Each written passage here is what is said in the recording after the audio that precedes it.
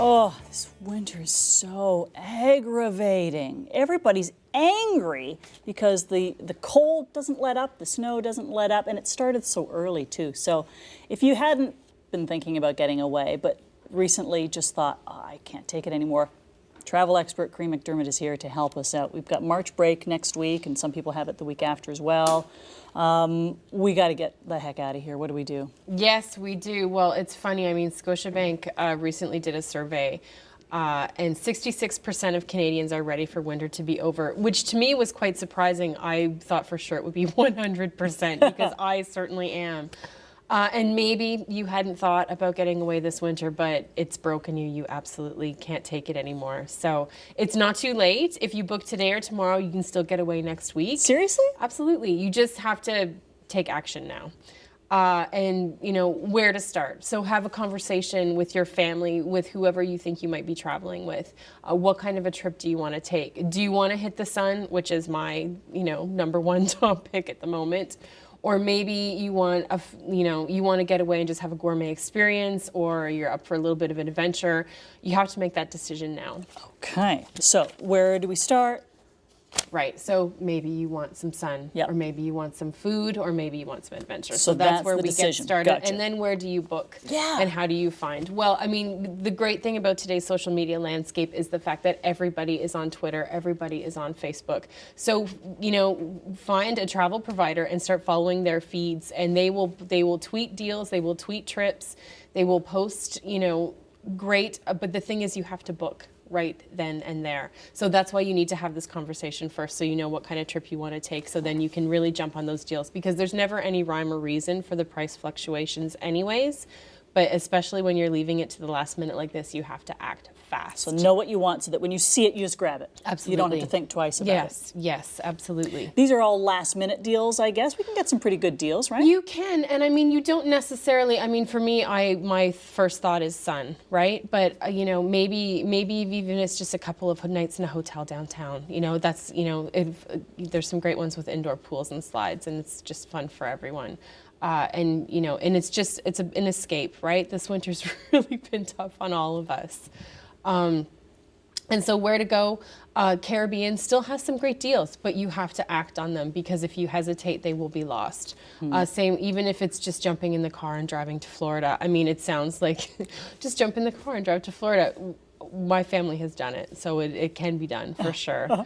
Can you do that with kids? Can you just jump in the car and go? Well, again, you have to put a little bit more thought into it. And for example, if you need to use a list for packing, because you don't, in this case, especially because you're leaving it to the last minute, there's not a lot of time to plan. You don't want to risk forgetting something key important. So using a list to pack is key at this stage. But then, and now that brings us to budget, right? This is something that you haven't necessarily planned for. This is something that you haven't necessarily budgeted for. So don't forget about your credit cards, especially if you collect points. Because this has happened to me in the past, where I hadn't checked my balance and all of a sudden I had enough for a flight to New York. So it's a nice surprise, right? So a card like, for example, the Scotia Gold Amex, you collect points just on your everyday purchases, gas, groceries.